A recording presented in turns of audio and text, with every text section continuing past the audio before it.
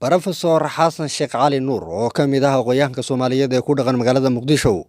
waanu ku booqanay hoyga uu ka degan yahay magaalada Xamar ayaan waxaan ka wareysanay arrimaha Soomaaliya iyo Somaliland oo dhacdooyin kala duwan ay ka soo baxayeen ka gadaal safarkii Muuse Biixi uu ku tagay magaalada Addis Ababa halkaasi oo kula yeeshay madaxweynaha Soomaaliya mudane Maxamed Cabdullaahi Farmaajo Professorka oo ka hadlaya arrimo dhowr ah oo ay ka mid yihiin qadiyadda Somaliland iyo goon isku taagooda ayaa waxa uu sheegay in 30 sano Somaliland ay raadinayso madax banaani taasina ay tahay wax lala yaabo isagoona sidoo kale sheegay in ay ka qaldan yihiin habka ay u marayaan goon isku taagooda waxa sidoo kale professorku ka hadlay hadalkii dhawaan ka soo yeeray Colonel Muuse Biixi kaasi oo ahaa in ay aqbaleen raaligelinta wuxuuna ku sheegay inuu ahaa hadal jilicsan oo aan hogaamiye looga baahnayn waxa uu sheegay in ay maraan wadooyin ku muhiima goon isku taagooda si markaasi ay u helaan dowlad madax bannaan isagoo arrimaha ka hadlaya ayaan horeyn waxaan weydiinay bal sidoo uu arko kulankii magaalada Addis Ababa ka dhacay iyo hadalhaynta ka dhalatay isagoo arrimaha ka hadlayna waxa uu yiri marka horeysa waxaan ku faraxsanahay shabakada hadwanaag oo ah il aan kala socon jiray 10 sano u dambeysay dhacdooyinka ka dhacaya waqooyiga Soomaaliya iyo markaan taga Hargeysa hodheel fiican oo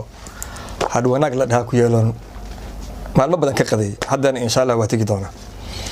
haddaan u soo laabto su'aashan dabcan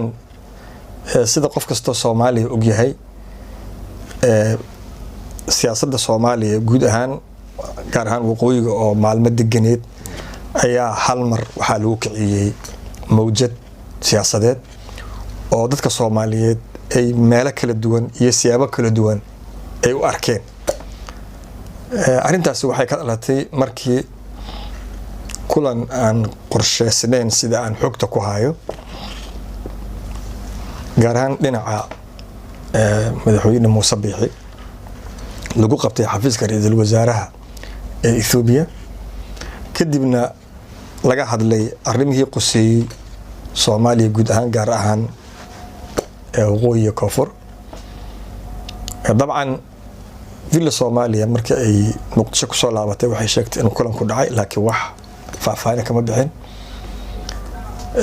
Hargeysana wasiir ku-xigeenka wasaaradda arrimaha dibadda ayaa sheegay in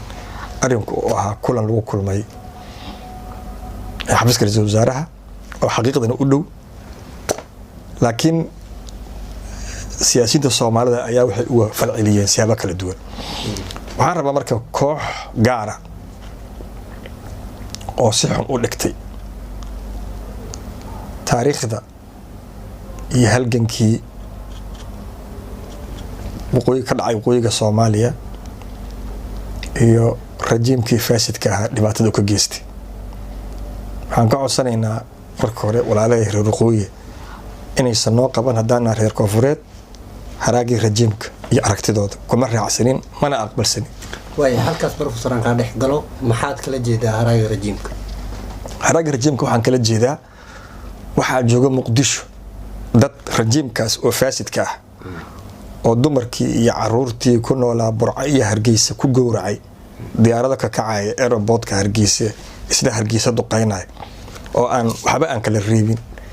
ayaa waxa jira oo jooga Muqdisho dad u raadinaya cudurdaar oo ku soo gabanaya qaranka la difaacay wax qaran la difaacayana ma jiraan wuxuuna ahaa umaladox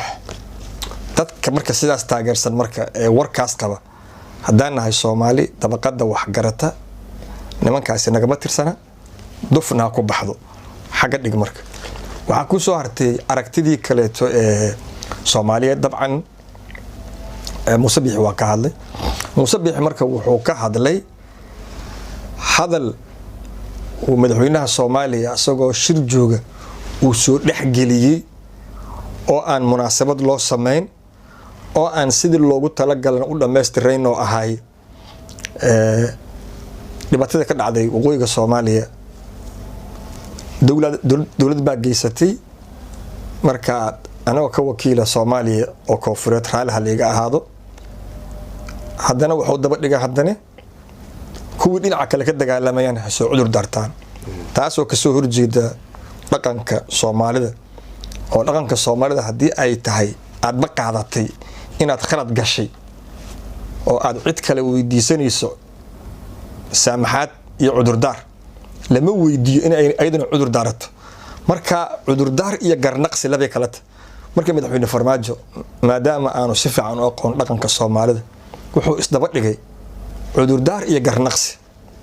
marka muusana intaas ma fahmine intii yareedo ka soo qaado wuxuu yiri cudurdaar u baxsho waana mahadsan yahay dhahay haday niyad wanaagaasi marka haddii niyad wanaagaasi xaqiisa ka yimid laakiin dhinacan aan ka jirin oo laga sugayo macnaha because sababtoo ay tahay madaxweyne Farmaajo wuxuu Muuse ka sugo hayaa inuu Muuse soo cudur daarto saas uu dhahay marka Muuse cudur daarkii la weydiiyay asagana soo ma bixin kii loo gudbiyay oo shardiga ku xirayna waa iska aqbalay marka taas waa aan u leeyahay Muuse Muqdisho waa joogi jiray xamraawiyintana isku ciidamada ay ahaa jireen waa kii la joogi jiray waa inuu si fiican u barto risaalada oo si fiican u fahmo Muuse marka taasina waa taas waxa kale oo jirta dad kale oo siyaasiyiin oo ayaguna sida madaxweynayaashii hore iyo dad kale oo siyaasiyiin oo siyaabo kala duwan u kala dhigay dhab ahaantii dadka markay arintaas ka hadlayaan qaar waxay uga hadlayaan si oo carelessnimo ah danka mala just was ka hadlayaan qaarna wixii dhacay na xanuunay ku hayaan Soomaalida kala maqana xanuunay ku haysaa anagu marka waxaan ka midnaa marka dadka wixii dhacana ay xanuun ku hayaan Soomaalida kala maqana ay xanuun ku hayso markaan akhrinayno wixii ka dhacay waqooyiga Soomaaliya iyo xaaladda maanta taagan waa mid aan ka murugoonayna wixii hore dhacay aan ka xunnahay haddana aan jecelnahay walaalahayna waqooyiga Soomaaliya jooga inay sida ugu fiican ay u jecel yihiin in dhibaatada loo xaliyo ay macnaha ay qayb ka noqdaan oo macnaha waxaan u jeedaa waa goosanay ama gooni ustaaga Soomaaliland waa muqaddas qola kale oo meeshan joogo oo ujeeda gaar kalena ayaguna ay ka horgeeyaan midnimada Soomaaliya waa muqaddas labadaas muqaddas waa laba muqaddas oo xujo ah xagga la iska dhigo way professor marka arinta Muuse inta ka bixin Muuse labada gole qodbadii dastuuriga ahayd ka jeedinayay uu ka hadlay kula tahay inuu yahay hadalkaasi mid raaligelinta waan aqbalay dhab ahaan hadal uu dhahay waxaan u sheegayo horta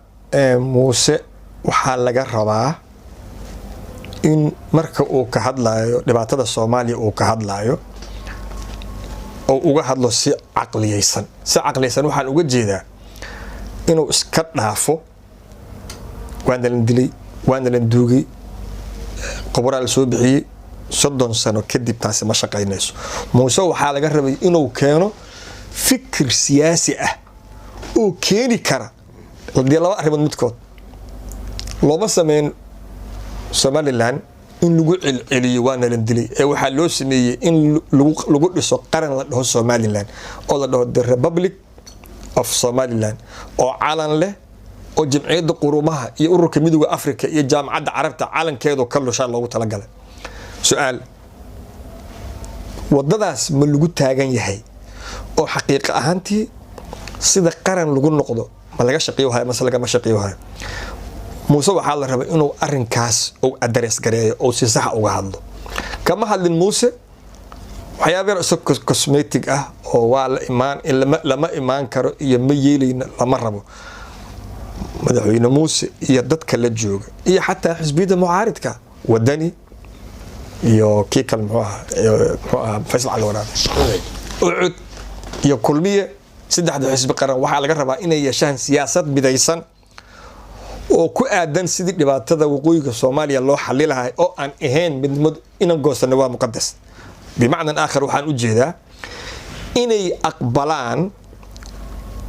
سيدا دولده أي دولة أقوان Somaliland ومهو الرئيس دل يدد دونا يدد أي كتر سنة جيرين إني كقوان ودرس كين نبوان نمو قطابة وابا إريتريا إيه وحاكو حكتو كفرت السودان لابدو ودنا كتر سنة وكقوان لكن وحي مرين بروسيس لأجيهي oo qaabka wadan uga go'o adduunyada waxa cad qaabka wadan waa ka go'a wadan kalena wadan waa ku beera markuu wadanka go'aayo procedure ama hab oo maro ayaa jirta marka Somaliland habkii lama marayo oo habka ma socdo waxa kale oo jirin haddana waayahay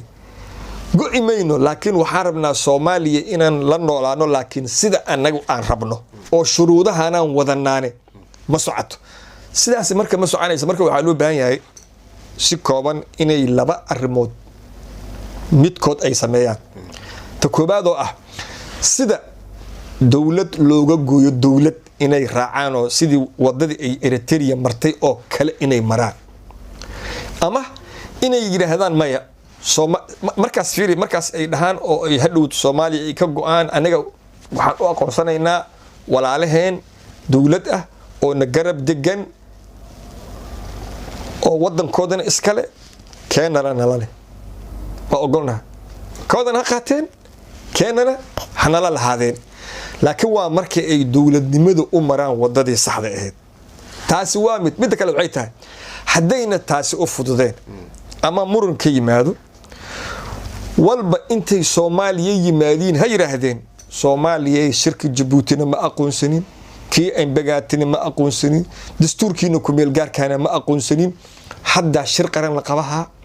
hadii la doono Hargeysa lagu qabto dawladnimada Soomaaliya sida loo wadaagi doono awoodda iyo resource-ka iyo dawladnimada hadda la bilaaba haddana idin la gelayna heshiis cusub heshiiskaas cusub markaas ku qorteen inta jeeray madaxweynenimo rabaan sida ay ra'iisul wasaare u rabaan sida ay ka rabaan Hargeysa ka damacsan yihiin ciidamada dhis doona sida ay ka rabaan wasaaradda arrimaha dibadda lacagta sida ay ka doonayaan bangiga dhexe soo u shaqeynaayo dhalashada sida loo qaadanayo shuruudaha ay rabaan hal yimaadeen ha qorteen marka la hadda labadiiba ma hayaan kuma laha Soomaaliyaan rabnaa inaan ka mid noqono waxaan rabnaa 1 2 3 4 kuma dhahayaan waa ka go'ayna sharciga looga baxo dawlad oo dawlad looga go'ano waa 1 2 3 4 asagina ma raacayno hadda maxaad rabtaa halkan aan fadhiyahay waxaan ahay dawladu waa muqaddas sidaas ma shaqeynayso intaas waxa dheeriya dastuurka SNM kuma qornayn waqooyiga Soomaaliya inuu ka go'o Soomaaliya marka SNM waxaan ka codsanaynaa inay dadka runta u sheegto waayahay isla arrinkaas aad ka dhawaajisay oo aad tiri in Somaliland 30 sano ay la meeraysanayso goon isku taag aysan wali waxba ka gaarin maalin kasta waxay ka hadlaan hadallo dhiila xambaarsan oo aad u kulul oo waqooyiga ay u soo jeedinayaan koonfurta taa qudhooda inay ka tanaasulaan oo si walaalnimada wax lagu raadiyo ma tahay wada ay ku gaari karaan dawladnimo horta walaalaheen dhaliisha ay noo soo jeediyaan iyo eeday noo soo jeediyaan haddaan nahay reer koonfurta Soomaaliya anaga wax dhibaato nagu ma hayso waa jiraan koox yar oo nidaamkii faasidka ahaa haraadigiisa ah oo wili dulmigi iyo tacaddigii ay geysteen ay og yihiin ka cabsanay in maalmaha kamid ah lagu xisaabiyo oo wili wadada ku socda wajiraan waa ku ayro waa si dhamaanaya waa haraadi waa si dhamaanaya dadka Soomaaliyeed ee koonfurta degan ama waxa la dhahaa Italian Somaliland iyo British Somaliland waa macnaha halkan aan joogno Muqdisho waa Somaliland laakiin waa Italian Somaliland sida ay u tahay Hargeysa British Somaliland marka guud ahaan Somaliland waa nahay laakiin tusaale ahaan Boosaaso oo Hargeysa ka sii xageysa marka Hargeysa markaan xamar joogno markaan diyaarad raacayo Hargeysa iyo Boosaaso waxa ii dhow Hargeysa ii dhow dad badan ma oga Hargeysa ii dhow marka Hargeysadaas oo iiga dhow Boosaaso ayay wixii dadku u yaqaaneen inay Boosaaso tahay koonfurta Soomaaliya waxayna ka sii dambaysaa Hargeysa ka dambaysaa marka waxa dareemaysaa erayga koonfur iyo waqooyi xataa inuu sax ahayn si kastaba ahaat anagu haddaan nahay reer koonfureed gaar ahaan dadka wax garta waxaan qabnaa walaalaheen shalay in dhibaato loo geysto dadka rajiimka faasidka dadko dhan oo dhibaato u geystay laakiin ayagu waxay unique ku ahaayeen xoog loo isticmaalo xoog xad dhaaf ah ma jirin rajiimka militariga faasidka meel uu u isticmaalo diyaarado ma jirin meel uu u soo kireystay calooshad u shaqeystayaal aniga dagaalku markuu dhacay Hargeysa saraakiisha ciidamada xoogga dalka Soomaaliyeed oo joogay oo arkay nimankii South Africaanka ahaa oo intay diyaaradda ka kacday Hargeysa soo duminay ku soo laabanay nimankii arkay baan anigu arkay sheeka ma ah dadaa waxa jirta marun miyaa caloosh u shaqeysta in la soo ijaartay in kale maxaa marka ku kalifa marka keligii taliyihii inuu soo ijaarto caloosh u shaqeysta waxaa ku kalifay saraakiishii Soomaalida wiilashii Soomaalida ee diyaaradaha waday oo qaarkood reer Muqdisho ahaayeen ayaa qaarna diyaaradihii la baxsadeen qaarna ayagoo la sii baxsanaya la dilay qaarna xabadii hadii loogu tala galay magaalada ku dhufta kuma dhufanayaan marka because waxay dareemayeen dadkaanu inay dadkoodii yihiin dalkaanu inuu dalkiisiya inayna diinta islaamka iyo dhaqanka suuban aynan ogoleen diyaarad ka kacda Hargeysa inay Hargeysa duqayso taasa waxay keentay marka keligii taliyihii inuu ajnabi calooshud u shaqeystayaal soo ijaarto saas darteed anagu waxaan ka rabnaa walaalaheen inay noola yimaadiin ama ay ka hadlaan fikir keenaya inay qarannimada ay doonayaan ay noqdaan inay keenaan oo aan ahayn waanan dilay cidina waa ka xunahay waxaan rajaynayaa inay furanto dood gaar ahaan marar fara badan waxaa dhacda Hargeysa waxaa nooga yimaada cod oo leeyahay siyaasi waxaan ugu baaqaa aqoon-yahanada Hargeysa iyo Burco jooga iyo Berbera iyo Gabileyna waa la mid ah doodiina hala maqla walaalayaal oo aan wada hadalno dibeed noo fura oo sanduuqa ka soo bax aniga idin jecelnahay walaalaheena tii aniga dib idin ma geysan gacmahena waa nadiif waxaan rabnaa adinkana idin rabnaa mustaqbal fiican aniguna waxaan rabnaa inaan ama walaalo wada jira noqono ama walaalo isgarab degan oo isjecel aan noqono Djibouti waa kana walaalahan waay waan agdegan sidaas oo kale adinkana idin jeclaahayna walaalan u noqonaynaa